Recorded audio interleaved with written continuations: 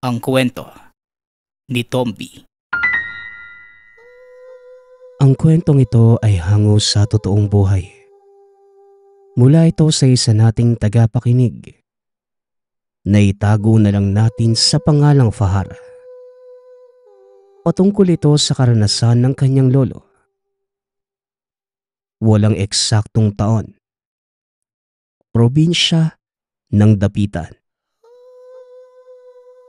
Alam naman natin na ang lugar ng Dapitan ay isa sa pinakatanyag na lugar sa buong bansa.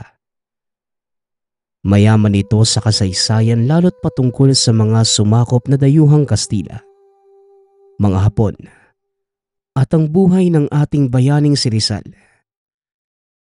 Ngunit sa likod ng lahat ng iyon, may kababalaghang nangyayari na hindi naitala kasama ng kasaysayan. Sa panahon ng Hapon, isang nagngangalang Kiko ang nakatira sa bukiran ng Dapitan. Ito ang lolo ni Fahar. 12 taong gulang pa lamang si Kiko na mga sandaling yun. Napilitan silang lumikas at pumunta sa bukid, dulot ng lumalaganap na digmaan. Kasama ang mga magulang na si Delma at Sander. Nagtayo sila ng kubo sa bukid. Maliit lamang at tanaw ang kabuuan ng Dapitan. Sa hirap ng pamumuhay, ang namumukod tanging pinagkukunan nila ng pagkain ay ang pagtatanim ng mga halamang ugat at mais. Sa murang edad ni Kiko, kaya na niyang mag-uma mula umaga hanggang hapon. Ang pinagtataniman nila ay ilang distansya lamang mula sa tahanan. Okay ko, baka gusto mo na magpahinga anak. Mauna ka nang umuwi. Pawis na yung itsura mo. Wika ni Tatay Sander. Ayos lang naman po tay. Huwag po kayong mag-alala. Parang kayo nga dyan yung pagod na eh. Tugon ni Kiko. May pagkapilyo ang batang ito, pero mabait at masunurin sa magulang. Ikaw talaga, kaya gustong-gusto kitang laging kasama eh. Kung mag-isip at kumilos ka, halos magkasing edad lang tayo ah. Muling wika ng ama. Madalas tuwing umuuwi na sila ay may pinupuntahang lugar si Kiko. Sa unahan lang ito ng kanilang uma. Isang masukal na kagubatan. Paano ba naman? Gustong-gustong makuha ni Kiko ang hayop na palaging naririnig sa lugar. Tunog tuta kaya iniisip ng binata na maliit na asong gala lamang ito. Ngunit kahit ilang beses na niyang binabalik-balikan ang lugar, wala siyang natagpuan tuta. Maliban na lamang sa mga nagbubungis-ngisang maliliit na unggoy sa itaas ng mga puno ng nara at mga iba't ibang ibon, kagaya ng kuwago at bato-bato. Nang mga sandaling yon, hindi na kontento ang binata sa gilid lamang ng gubat. Pinasok niya ito at kahit maraming nakabantang mababangis na hayop, hindi yon alintana ni Kiko. Likas na sa batang ito ang katapangan. Hanggang sa nakakita siya ng isang kakaibang hugis ng bato. Malaki na halos singlaki ng isang bus. May sulok na napakadilim. May napansin si Kiko na kumakaluskos doon. Medyo nakaramdam siya ng kaunting kaba. Pero pinuntahan niya pa rin ito hanggang sa makakita ng isang hayop. Isang maliit na tuta na kulay itim. Pero yung mga mata, tila nagbabagang uling.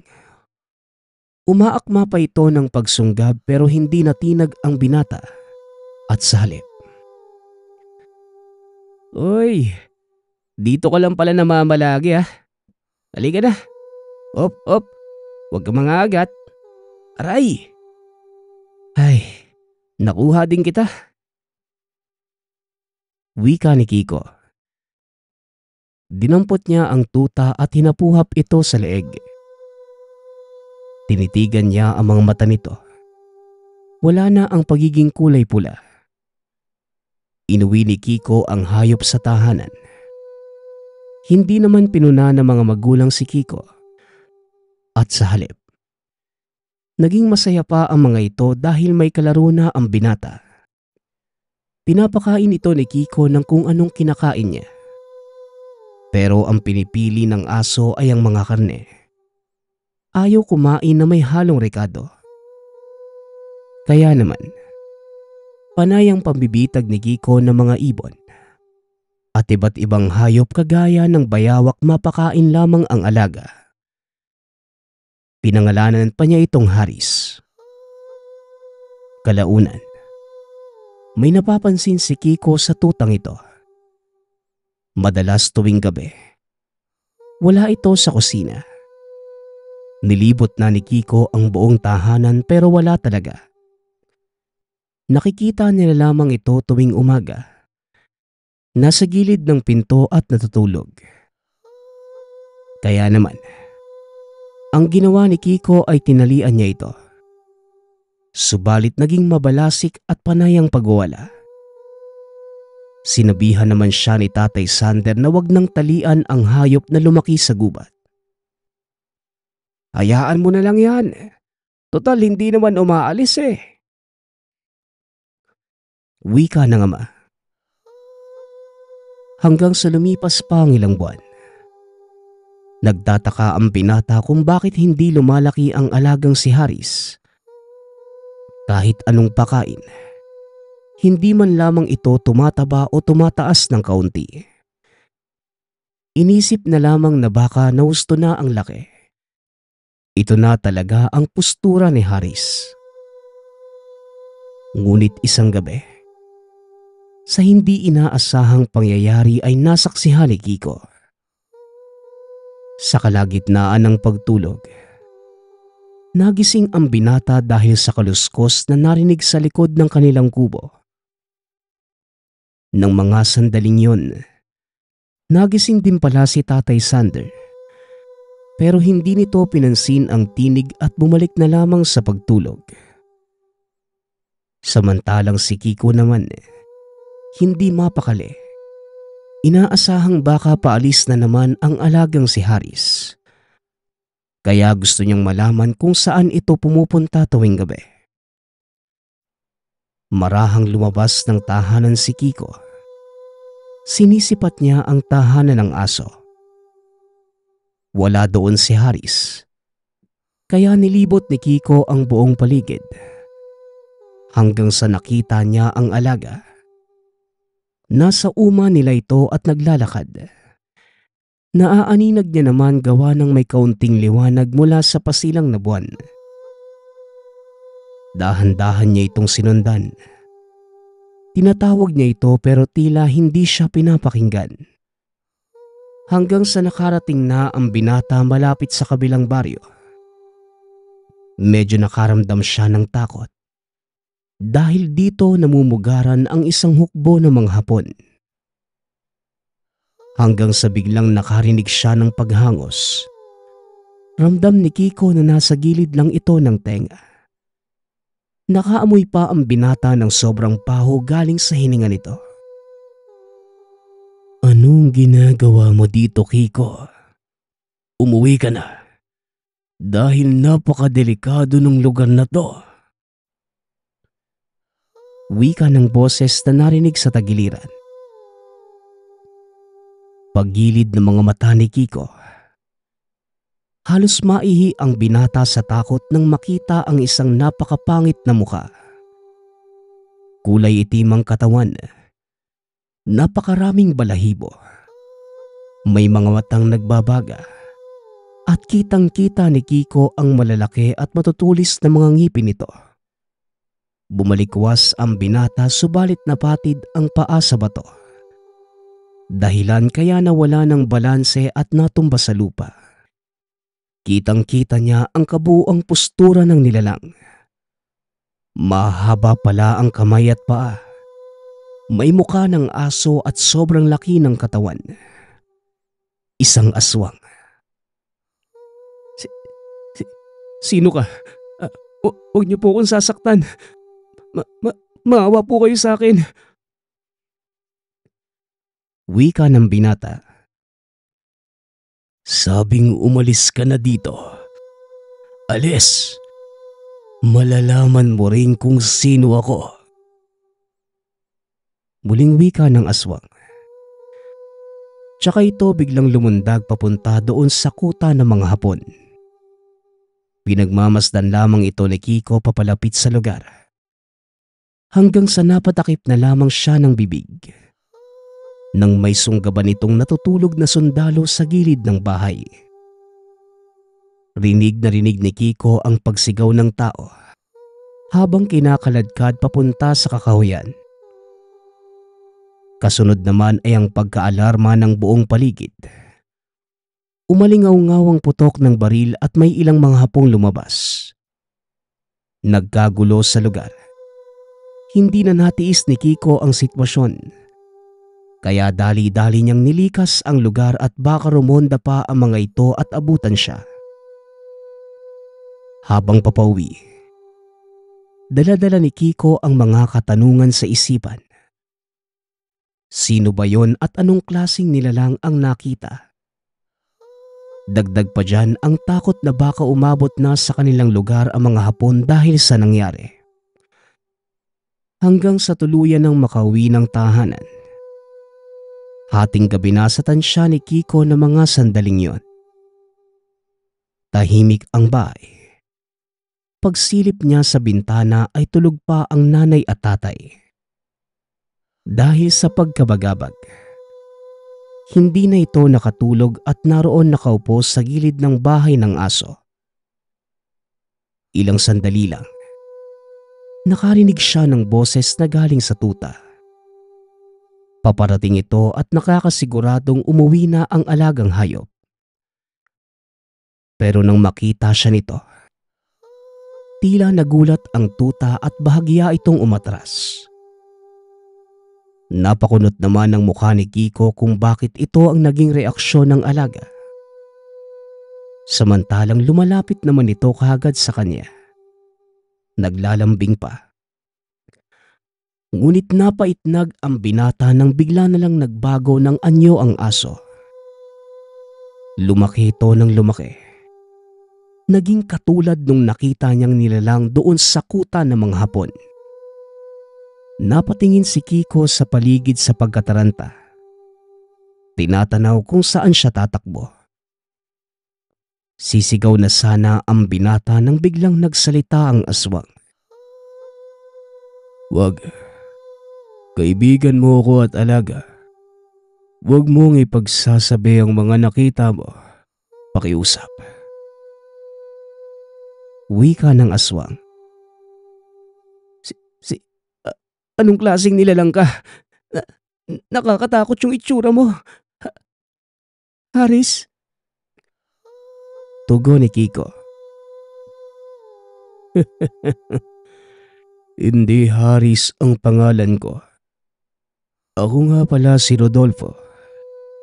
Pero kung yan ang gusto mong itawag sa akin, ayos lang naman. Haris. Para maitago na rin ang totoo kong pagkatao. Muling wika ng aswang. Dagdag pa nito. Ang una niyang gustong patayin at kainin ay ang bata dahil sa sobrang gutom. Ngunit nalaman niyang mabait ito at mahirap ang katayuan sa buhay. Ang sabi pa ni Rodolfo ay katulad nila. Lumikas din si Haris. Nanirahan sa gubat at inantay ang pagkakataong pumatay ng kahit sinong gumala. Pero ang pinakanais niyang patayin ay mga Hapon. Inuunti-unti niya ang mga ito hanggang sa maubos sa lugar. Habang nakikinig si Kiko, unti-unting nawawala ang takot niya sa nilalang. Hanggang sa nanlaki ang mga mata ng binata. Dahil bigla na lang itong nagbago ng anyo. Mula sa napakabangis na aswang, naging isang tao. Nakahubot-hubad at napakaraming pilat sa katawan. Ito ang tunay kong anyo, Kiko. Nagulat ka, no? Pero huwag kang mag-alala. Kaya kong itago ang sarili ko sa kahit anong anyo. Pero ang gusto mo aso naman, hindi ba? Kaya doon mo ko aasahan. Muling wika ni Haris. Napatango na lamang si Kiko habang napapalunok ng laway. Hindi siya makapaniwala sa mga nakikita. Hindi rin niya inaasahan na ang kakatuwang hayop na nakuha sa gubat. Isang tao pala at isang aswang. Magpaganon pa man ay mabait ito sa kanya. Mula noon, naging kampante na si Kiko sa tuwing aalis ng gabi ang alaga. Alam niyang papatay na naman ito ng mga hapon. Minsan isinama pa niya ito sa gubat at tinuturuan ng kung anong mga bagay na mahirap ipaliwanag. Kagaya ng pagkuha ng mutya at mga orasyon na siyang ginagamit ni Haris upang itago ang sarili. Napapadalas na ang pagsama ni Haris at Kiko. Minsan sumasama pa ito sa tuwing may papataying hapon. Naduduwal pa si Kiko sa pinagagagawa ni Haris dahil nilalamutak nito ang katawan at kinakain. Hanggang sa nasanay na lamang si Kiko. Isang beses tinanong pa ng binata kung gusto nitong maging isang katulad na aswang. Walang pag-aatubiling umiling si Kiko. Sinabing nakakadiri ang gawain ng isang aswang. Ayaw niyang maging katulad ni Haris. Sa pagiging madalas na pagkawala ni Kiko ay nag-aalala na ang mga magulang. Kaya tinanong nito ang binata kung ano ba ang ginagawa. Bakit palaging umaalis kasama ang alaga? Ang sabi naman ni Kiko, nambibitag lamang sila ng hayop para may pakain sa aso. Pero may hinala na ang mga magulang niya na may ginagawa si Kikong kakaiba. Subalit hinayaan na lamang nila ito dahil bago umalis. Ginagawa naman ng binata ang gawain sa uma at tahanan. Isang araw, biglang pumasok sa isip ng binata kung bakit gustong-gusto siya ng alaga. At kung mag-anyong tao ito, tila tinuturing siyang anak. Kaya natanong niya ito at dito naiyak ang binata sa mga binanggit ng aswang. Ayon dito, may anak din siya na sing edad ni Kiko. Lalaki din at may asawa pa. Pero iniwanan dahil nalaman ang tunay na pagkatao. Sinubukan niya namang puntahan ito. Kaso nabalitaan niyang pinatay ng hapon ng pamilya. Dito na nalaman ni Kiko ang buong dahilan kung bakit gustong-gusto ni Haris ang pumatay ng aswang. At kung bakit sobrang bait nito sa kanya. Mas naging malapit sila sa isa't isa. Kung anong gusto ni Kiko, na ibibigay ng aswang. Nais niyang magkaroon ng laruan at iba pang gamit. Walang pag-aatubiling pinagkakaloob ito ni Haris. Sa hindi nakakaalam, si Haris ay hindi mahirap na aswang. May malaking lupain ito sa dapitan at may mga ari-arian. May bahay na malaki pero walang nakatira. Mas pinili na manatili sa gubat upang magkaroon ng pagkakataong pumatay ng mga hapon nang walang nadadamay na ibang residente. Katagalan, natuto na si Kiko ng mga orasyon. Binigyan pa siya ni Haris ng kwintas. Proteksyon niya sa oras na may magbalak na masama sa buhay. Ang tawag dito ay tres picodignum, na nabalot ng dasal at sobrang lakas ng bisa. Kung ano ang ginagamit ng aswang para mag-anyo itong iba, itinuro din niya kay Kiko. Isang malakas na sabulag at ni sino man. Kahit aso ay hindi siya mapapansin. Hanggang sa naging malakas ang kuryosidad ni Kiko sa mga bagay-bagay. Gusto niyang matuklasan ang iba pang nakatagong lihim sa mundo ng mga tao. Hanggang sa lumipas ang 1 taon, unti-unti nang umaatras ang hukbong Hapon ng mga sandaling yon. Gawa ng pumasok na ang mga Amerikano sa Pilipinas. Pero may ilan pa ring nananatili sa gubat. Ito naman ngayon ang pinapatay ni Haris at kasama niya dito si Kiko. Hanggang sa hindi inaasahang pagkakataon, bukod pala sa mga sandata ng mga Hapon, may alaga din itong mga aswang na Pilipino. Ito ay noong sinubukan nila Kiko at Haris na puntahan ang isang parte ng bukid ng dapitan upang tugisin ang ilan sa mga natirang Hapon. Kasagsagan ito ng malakas na ulan. Nasa bungad sila ng lungga ng mga Hapon. Nakita nilang naguhukay ang mga Hapon sa lupa na mapagtataguan. Kiko, dito ka lang. Wag na wag kang gagawa ng ingay. Maliwanag. Wika ni Haris. Nang mga sandaling yon, nag-usal na ang binata habang hawak ang trespiko.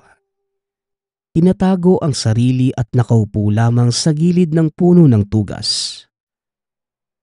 Pagkababa ni Haris, nanlaki ang mga mata ni Kiko dahil bigla na lang itong tumilapon. Nabangga sa isang bato. Lumika ito ng ingay sa buong lugar, kaya naalarma ang mga Hapon. Isa-isa itong nagsidapaan sa lupa habang nakatutok ang mga baril sa hindi malamang direksyon. Gumapang naman si Haris at nakita ni Kiko na may sugat ito sa tagiliran. Hanggang sa bigla na lang ito muling tumilapon, ngunit sa pagkakataong yon, napansin na ni Kiko na may kung anong mabilis na bagay na bumangga kay Haris. Nagpunta ito sa masukal na lugar, habang si Haris naman, galit na galit ito. Pagtayo ni Haris, nakita siya ng mga Hapon kaya pinaputukan nito. Dahilang bumalik sa pwesto na kung saan naroon si Kiko. Leching yawa, may kasamang aswang ang mga to. Sino nga ba ito, Linte? Wika ni Haris habang hawak ang tagiliran. Hanggang sa nagsimula ng umabante ang mga Hapon, sinusuyod ang pinanggalingan ni Haris. Tinatanaw lang nila ito mula sa itaas, hanggang sa nanlaki ang mga mata ng dalawa nang may lumapit doon sa mga Hapon. Isang maitim na nilalang at kauri ito ni Haris. Nakaduro ang mga kamay at nilisik ang mga mata habang nakatitig sa kanilang direksyon. Nagudyat kagad ng tango si Haris. Ibig sabihin ay lilikasin nila ang lugar. Hindi naman nagsalita pa si Kiko. Mabilis itong sumunod kay Haris hanggang sa makadistansya. Dito pa lamang sila nagpahinga. Buong akala nila ay hindi sila nasundan. Ngunit mali pala. May nakatambad sa kanilang harapan na 2 aswang. Naririnig din nila ang sigawan ng mga Hapon at yabag sa lupa. Papalapit sa kinaroroonan. Kinakabahan na si Kiko ng mga sandaling yon. Habang si Haris naman, umaangil ito ng malakas at sinabing, Bakit? Bakit kayo naging kasapi ng mga kalaban? Anong dahilan? Tanong ni Haris. Siyempre, tara. Mabubuhay ba ang isang katulad natin sa pagkain lang ng mga laman? May hinahangad din kami na karangyaan. Traidor na akong traidor. Pero walang ibang mapagpipilian kung hindi ang manatiling buhay. Tugon ng isang aswang. Hindi pa man nagsasalita si Haris, habang yung isang aswang ay dinuduro si Kiko. Kita ang pagkatakam sa mukha nito. Wag na wag mong gagalawin ng binatang yan. Kundi, papatayin kita. Banta ni Haris. Pero imbis na matinag, umabante pa ito ng paglalakad papunta sa binata. Dito na sobrang nagalit si Haris. Umangil ito ng malakas at mabilis na tila kidlat na umatake sa kauring aswang. Maniwala man kayo sa hindi, nagkahiwa-hiwalay ang katawan ng sinunggaba ni Haris. Samantala, yung isa naman, nagalit ito sa nasaksihan sa kasama. Inatake nito si Haris hanggang sa nagpagulong-gulong sila sa lupa na tila mga asong nag-aaway. Si Kiko na mga sandaling yon, nakakaramdam na matinding pangamba. Lalo pat nakarinig na ang bata ng putok ng baril. Malapit na ang mga Hapon sa kanilang kinaroroonan. Kaya naman, imbis na mag-antay at manood, sinalubong ito ni Kiko. Hindi naman siya nakikita dahil sa bisa ng malakas na sabulag. Pinagmamasdan niya ang mga sundalong naglalakad habang nakadapa. Isa-isa niya itong pinagsasaksak gamit ang maliit na kutsilyo. Nagpaputok ang mga Hapon. Nagkagulo at nagsipagtakbuhan pabalik. 2 ang napabagsak sa lupa ni Kiko. Yung 4 ay nakatakas. Pagkabalik niya kay Haris, nakita niya itong nakatayo at hawak ang pugot na ulo ng isang aswang. Ang sabi pa nito, walang puwang sa mundo ang mga aswang na katulad ng pinatay niya. Mga traidor ang mga ito at maaaring yon ang dahilan kung bakit namatay ang pamilya. Matapos yon, isa-isa nilang niligpit ang mga bangkay at sinunog. Binalikan naman nila yung nasaksak ni Kiko ng mga sundalo. Pero wala na ang mga ito roon. Pinuntahan din nila yung sinasagawang lunggasanan ng mga ito. Pero wala na silang nakitang Hapon. Umalis na lamang sila sa lugar. Pero hindi na sumama si Haris sa tahanan nila Kiko. Umuwi na ito ng lungsod at doon nagpagaling ng sugat sa katawan. Makalipas ang ilang araw, linggo, buwan na taon, laging binibisita ni Haris si Kiko. Namiss naman ng bata ang alagang aso. Kaso tao na ang lumalambing sa kanya. Inalok pa si Kiko na doon na manirahan sa tahanan ni Haris. Hindi naman tumanggi ang binata pero sa isang kondisyon. Dapat kasama ang mga magulang. Abay, ayos lang. Wala namang ibang tao roon maliban sa akin. Basta yung mga nalalaman mo sa'yo lang yon. Magiging maayos ang takbo ng buhay niyo, Kiko. Maraming salamat. Sinariwa mo ang pagkawala ng pamilya ko. Wika ni Haris. Yun na nga ang nangyari. Naging katiwala ang mga magulang ni Kiko sa lupain ni Haris. Walang kaalam-alam mga ito na ang among pinagtatrabahuhan ay ang dating tuta.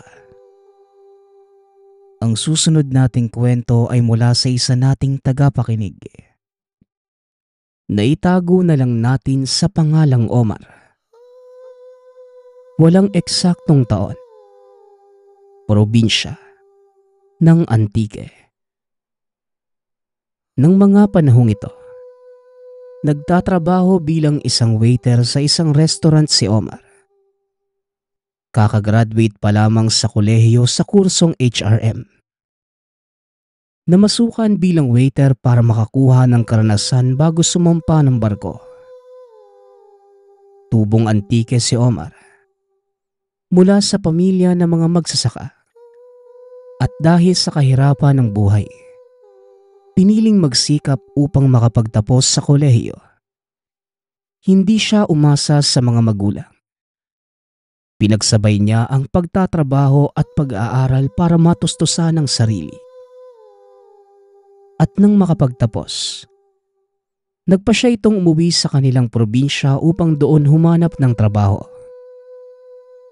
Dito siya nagkaroon ng engkwentro sa mga hindi maipaliwanag na puwersa sa ating mundo. Kakadating pa lamang niya ng mga panahong yun, kaya medyo naninibago ang binata sa lugar. Bagaman doon sinilang at lumaki, matagal na panahon bago siya muling nakabalik. Halos hindi niya nakilala ang mga naninirahan sa baryo. Isang hapon nagpa siya ang binatang magpasama sa pinsang si Luis para maglakad-lakad. Malapit sa dagat ang tahanan nila. Nang mga panahong yon ay wala pang halos nakatira sa lugar kaya napakalinis ng paligid. Habang nasa dagat ay nag-uusap ang magpinsan tungkol sa mga pinagagawa nila noong bata pa sila. Lumaking magkasama si Luis at Omar. Naghiwalay lamang sila na mag-aral sa Maynila ang binata. Mar, naalala mo pa ba yung puno ng bayabas doon malapit sa batuhan? Alam mo bang naroon pa din yun hanggang ngayon? Gusto mo, puntahan natin eh. Pagaya ni Luis. Dahil gusto ding sariwain ng binata ang kabataan, dali-dali naman itong sumama. Pagkarating sa lugar ay napangiti si Omar. Dahil buhay na buhay pa din ang puno ng bayabas na nooy inaakyat nila pagkagaling sa eskwelahan. Buhay pa din pala to.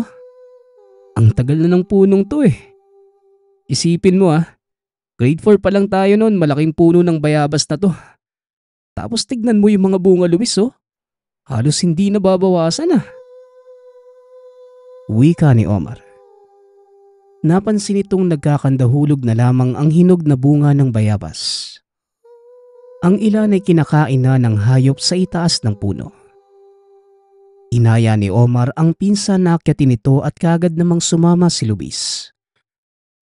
Ngunit nagtataka si Omar dahil pagdating niya sa tuktok na bahagi ng puno, may natanaw itong bahagi ng gubat na tila sinadyang kalbuhin. Putol na puno at wala nang natira. Kitang-kita ang kulay putik na lupa sa lugar. Luis, nakikita mo ba yung parte ng gubat na yon? Bakit kalbo na yan? Di ba dati makapal na puno yan? Natatandaan ko, dyan pa nga tayo noon nangunguha ng mga ligaw na kamote, di ba? Tanong ni Omar. Nakaturo ito sa bahagi ng gubat. Nanlaki din ang mga mata ni Luis dahil noon niya lamang napansin ang bahaging iyon ng kagubatan. Ang mabuti pa, Mar, puntahan natin para malaman kung ano ang nangyari sa lugar na yon. Wika ni Luis. Dali-daling bumaba ang magpinsan sa bayabas at tumakbo papasok sa gubat. Sa bukana pa lamang, nakaamoy na sila na masangsang na samyo ng hangin na tila nagmumula sa isang nasusunog na bagay. Habang papalapit, mas lalong lumalakas ang amoy hanggang sa hindi na kinaya pa ni Luis. Dahil mahina ang baga nito, dali-daling nilabas ni Omar ang pinsan upang dalhin sa ospital. Kagad naman niya itong sinabi sa mga magulang, pati na rin ang dahilan kung bakit naggaganon si Luis. Pumasok po kami doon sa bahagi ng gubat na nakalbutay. Tapos habang papalapit po kami, palakas po ng palakas yung mabahong amoy. Hanggang sa ayan na nga yung nangyari. Bigla na lang nawala ng malay si Luis. Pagsasalaysay ni Omar. Napailing na lamang ang ama at kagad sinabi sa kanya kung saan nanggagaling ang mabahong amoy. Ang mabahong amoy na yon ay mula sa isang minahanang ginto sa kabilang bayan. Gumawa sila ng tubong diretso sa dagat para doon itapon ng kanilang dumi. Sa kasamaang palad, tumagas ang tubo at ilang buwan lang ang nakalipas. Nagkandamatay na ang mga puno sa paligid. Napakalakas ng kemikal, anak. Natutunaw ang pinakamalapit na puno. Tugon ng ama habang umiiling. Ang pinagtataka ng binata ay bakit hindi ginawa ng aksyon.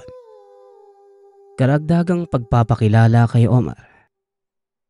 Isang kasapi ng aktibong pangkat ang binata na nangangalaga sa kalikasan.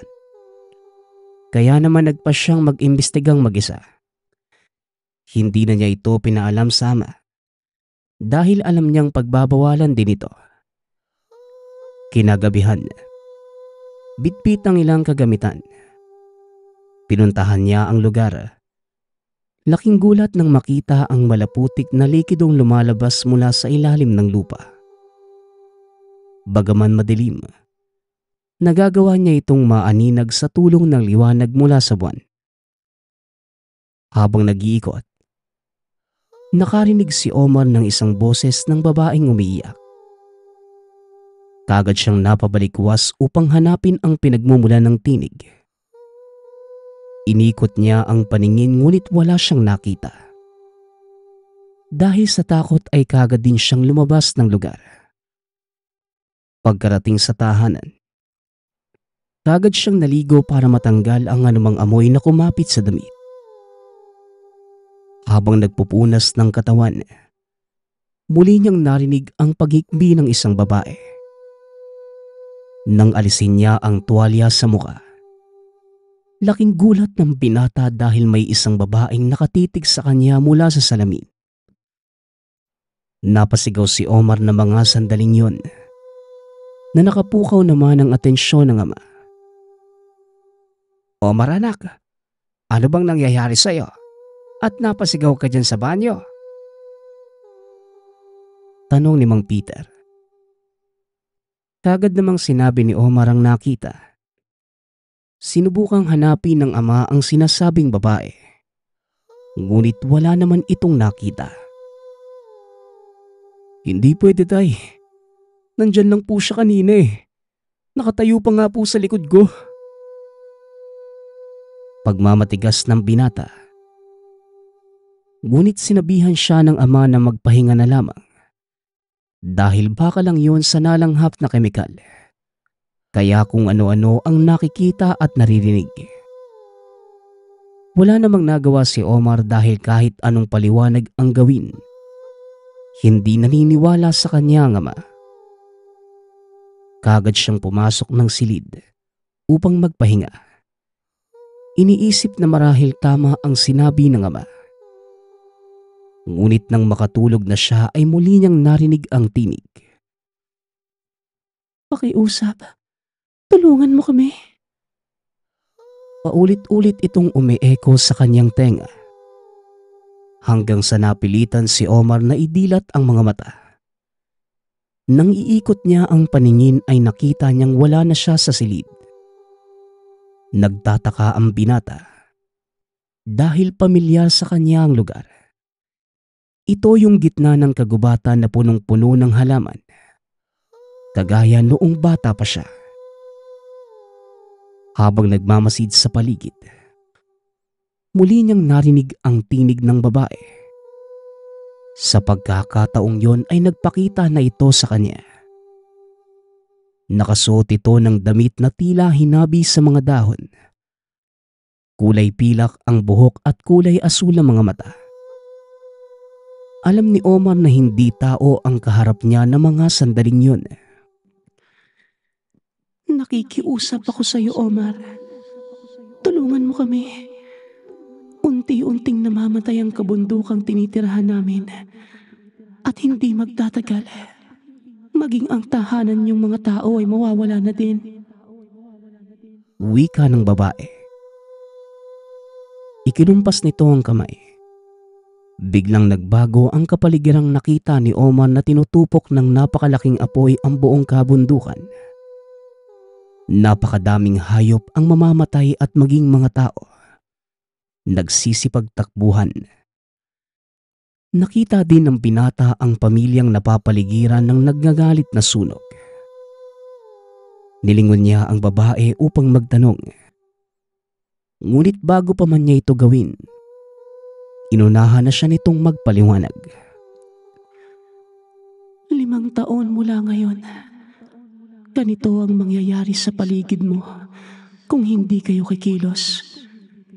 Pakiusap, Omar. Alam kong may kakayanan kang tulungan kami.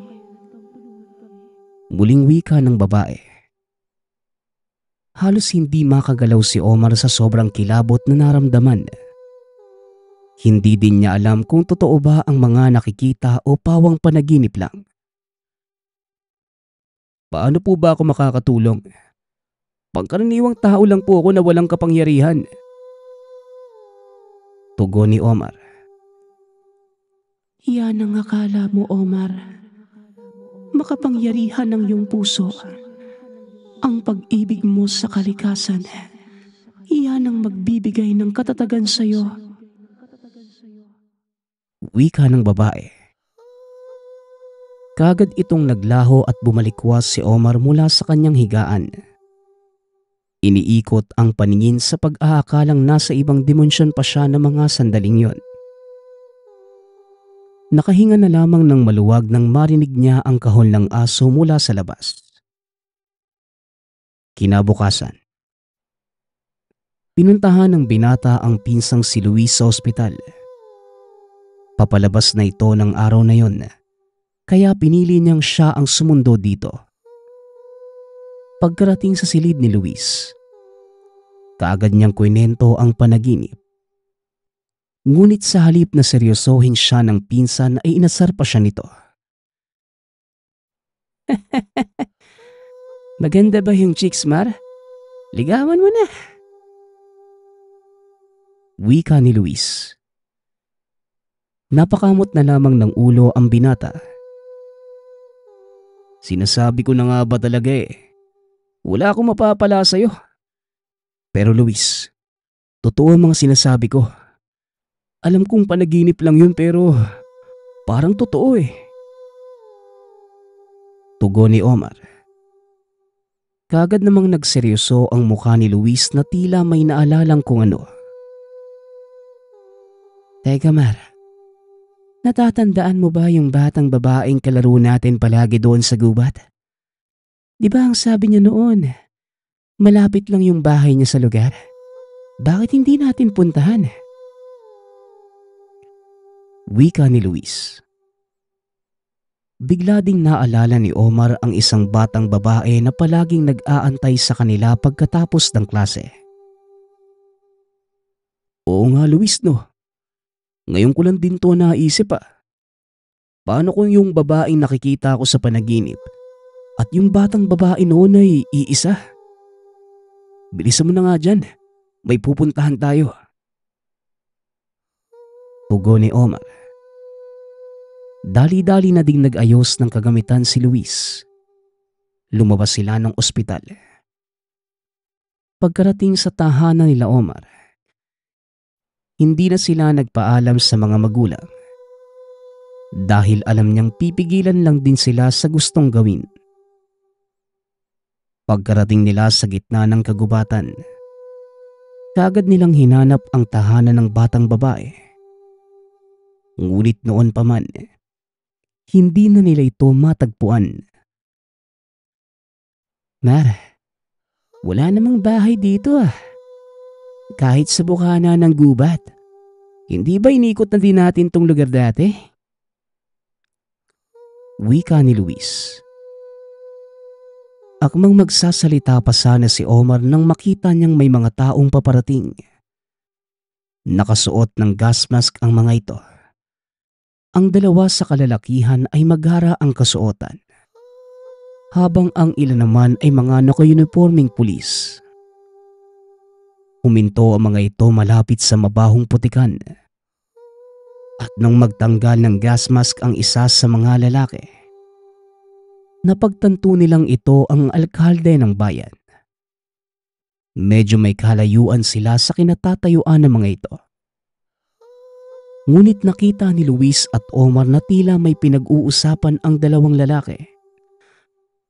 Kaya marahan silang lumapit at nagtago sa makapal na halaman upang marinig ang pinag-uusapan ng mga ito.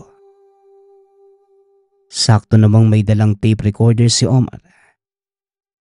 Natawa naman si Luis dahil hindi niya akalaing may bitbit na ganong gamit ang pinsan. Walang iya naman, insan. Akalain mong may dala ka palang ganyan? Pabulong nitong pangasar kay Omar. Kagad naman siyang pinatahimik ng binata at nagsimulang i-record ang pinag-uusapan ng mga kalalakihan. Mr. Chan, alam mong napakalaking perwisyo nitong minahan mo sa bayan ko. Maraming nagrereklamo dahil sa amoy ng kemikal na lumalabas mula sa minahan. Baka yan pa ang ikapahamak ko sa susunod na eleksyon. Wika ng alkalde. Wala ikaw dapat alalahanin. Ako bahala sa'yo, Mayor. Isa pa, ikaw kita naman malaki pera mula sa akin. Bakit ikaw reklamo? Hayaan mo tao sa paligid. Kung hindi nila kaya amoy, sila alis. Wika ng incheck. Pero Mr. Chan, ibang usapan naman po ang kinikita ko sa inyo. At hindi naman napupunta sa akin ang perang binabayad nyo bilang buwis. Kaya malaki pa din ang pananagutan ko sa mga tao. Bukas may gaganaping pagdinig tungkol sa pagpapasara ng minahan nyo. Pasensya na Mr. Chan. Wala akong magagawa kapag nagpasya ang karamihang ipasara ang minahan. Muling wika ng alkalde. Patuloy na pinakikiramdaman ng dalawa ang alkalde at negosyante. Inakala nilang nasa panig nila ang mayor. Ngunit nang mag-alok na malaking halaga ang negosyante, para itong batang binaliktad ng napakalakas na hangin. Ganito gawa natin, Mayor. Ako bigay sa iyo malaki pera, personal. Ikaw wag payag ipasara minahan. Sayang ginto, dami ginto inyo bundok. Wika ni Mr. Chan. Biglang gumuhit ang matamis ng ngiti sa labi ng alkalde. Muli itong nagsalita. Yan ang gusto ko sa iyo, Mr. Chan. Marunong kang umintindi. Sige, tutuparin mo ang pangako mo at ako na ang bahala sa mga tao. Tugon ng alkalde. Nanatili sina Omar at Luis sa pinagtataguan hanggang sa umalis ang mga ito. Nagtaka naman si Luis kung saan gagamitin ni Omar ang inirecord niyang usapan ng dalawa. Oo nga pala, Mar. Saan mo naman gagamitin niyang usapan nila? Sa palagay mo ba may magagawa yan? Tanong ni Luis. Napangiti si Omar at tumugon. Hindi mo pa nga pala alam, Luis, no? Miyembro ko ng isang kilusan na ang layunin ay pangalagaan ng kalikasan. Matibay na ebidensya ang tape na to para mapasara ang minahan ng incheck na yon. Tugon ni Omar. Pagkarating sa tahanan ay kagad nagpaalam si Omar sa mga magulang na luluwas ng Maynila. Hindi na nito sinabi ang dahilan kung bakit dahil magtataka lamang ang mga ito. Idinahilan na lamang niyang may kukuning mga dokumento sa paaralang gagamitin niya sa pagtatrabaho. Kaagad din siyang bumiyahe pa Maynila. Swerte namang may barkong paalis ng araw na yon at may natira pang tiket kaya kaagad din siyang nakasakay. Sa loob ng halos 18 oras na biyahe, hindi mapakali si Omar. Sa hindi malamang dahilan, tila bigla siyang nagkaroon ng malaking interes na dinggin ang paghingi ng tulong ng babaeng nakita sa panaginip. Pagkarating sa Maynila, dali-dali itong pumunta sa opisina ng kanilang organisasyon. kinausap niya ang presidente nila at dinulog ang kaso sa kanilang bayan. Pinakinggan naman ito ang usapan ng alkalde at in-check mula sa tape recorder. Kailangan nating ilapit ito sa tanggapan ng Pangulo. Matibay na ebidensya ang hawak mo, Omar. Kailangang magawa nito ng paraan, kung hindi, masisira ang kapaligiran sa bayan niyo. Wika ng presidenteng si Mr. Torres. Kagad silang nagsagawa ng pagpupulong at napagpasyahan. Sabay-sabay na pupunta sa tanggapan ng Pangulo. May direktang koneksyon kasi ang kanilang samahan sa presidente. Kaya naging madali ang pagpapapasok sa kanila sa tanggapan ito. Nang maidulog na nila ang suliranin, walang pagdadalawang isip na nagbaba ng utos ang Pangulong ipasara ang minahan. Dali-daling umuwi si Omar nang makuha niya ang nilagdaang kautusan ng presidente. Halos hindi makapaniwala ang binatang magagawa niyang tulungan ang babae sa panaginip. Pagkarating sa bayan, dumiretso na ito sa tanggapan ng alkalde. Kasama niyang lumuwas na mga panahong yon ng ilang kawani ng DENR. At hiniling niya sa mga ito na siya mismo ang maghahain ng kautusan mula sa Pangulo ng Bansa. Saktong pagpasok niya sa tanggapan ng alkalde, naroon ang in-check na si Mr. Chan. Aalis na sana ito ngunit bigla naman siyang pinigilan ni Omar. Sandali lang, Chekwa. Huwag kang aalis kung ayaw mong lumaki pa ang kaso mo. Wika ni Omar. Kagad namang napatayo ang alkalde at nagtanong. Teka, ano naman ang ibig sabihin nito? At sino naman kayo? Tanong ng alkalde. Kagad iniabot ni Omar ang kasulatang nilagdaan ng Pangulo. Ipinaliwanag naman ng mga kawani ng DENR ang nilalaman nito. Tila ng lambot ang tuhod ng alkalde nang makita sa kautusan ng presidente. Tinatanggal na siya sa pagka-mayor epektibo sa mismong oras na mabasa niya ang utos. Mayor, akala ko ikaw ayos na lahat. Pero ano nangyari? Bakit tayo tanggap utos, presidente? Tanong ni Mr. Chan. Hindi naman nakasagot ang alkalde dahil sa kahihiyan. Nang mga sumunod na araw, pinuntahan nila ang mismong minahan at pinasara ito. Para matiyak na wala nang makagamit ng lugar, pinasabog nila ang mga hukay at kinumpiska ang lahat ng kagamitan sa pagmimina.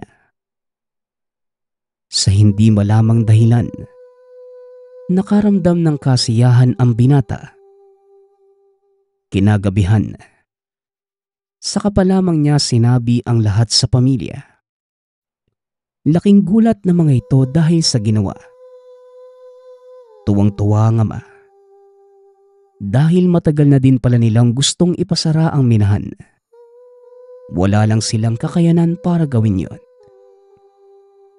Habang nagkakasiyahan sa tahanan, napalingon si Omar sa bahagi ng bakuran na medyo mapuno. Nanlaki ang mga mata niya nang makita ang isang batang babae. Bigla niyang kinilabit si Luis upang lumingon. Sabay silang napatayo dahil nakikita din pala ng pinsan niya ang bata. Kagad naman nilang nakilala ang nilalang. Ito yung batang babaeng kalaro nila noong maliliit pa sila. Ngunit nang papalapit na sila sa bata, bigla naman itong tumakbo papasok sa kakahuyan. Dali-dali nila itong sinundan. Nagkandadapa-dapa pa si Luis dahil ang nakita nila sa loob ng kakahuyan. Isang dalagang may pilak na buhok at may kasuotang hinabi sa dahon. Kulay asul na ang mga mata. Dahil sa pagkagulat, Bigla namang nawala ng malay si Luis. Tinignan ni Omar ang dalaga at nakita niyang nakangiti ito sa kanya. Maraming salamat sa pagtulong mo, Omar. Hindi nga ako nagkamali sa pagpili ko sa iyo. At oo, tama ang iniisip mo. Dahil ako din yung batang babaeng kalaro niyo noon. Winasak ng mga dayuhan ng tahanan namin. Pero dahil sa tulong niyo, maaari na itong bumalik sa dati. Wika ng dalaga. Para namang nabunutan ng tinik sa dibdib si Omar. Dahil ang buong akala niya ay nasisiraan na siya ng ulo. Hindi naglaon. Pinangatawanan na ni Omar ang pangangalaga ng kalikasan. Siya din ang isa sa mga naging haligi ng pagtatatag ng batas na nagbabawal sa pagpasok ng mga large-scale mining industry sa probinsya. Kalaunan, naging alkalde siya ng kanilang bayan. Maging sa kasalukuyan, congressman ng buong lalawigan ng Antique. At ang lahat ng kaganapang ito dahil lamang sa pagtulong niya sa babae sa panaginip. Nagpapasalamat nga pala ako sa nagpadala ng ating kwento. Nawa'y nagustuhan niyo ang inyong napakinggan. Ang opinyon ko lamang sa kwentong ito, nawa'y maging katulad tayo ni Omar. Alam niyang may mali sa paligid. Hindi siya tumayo na lang sa isang gilid at pinagsawalang bahala ang mga nangyayari. Gumawa pa siya ng paraan para maituwid ang isang pagkakamali. Muli, nagpapasalamat ako sa lahat ng sumusuporta sa ating channel. Nawa ay patuloy niyong suportahan at pakinggan ang ating mga kwento. Hanggang sa muling pakikinig. Paalam.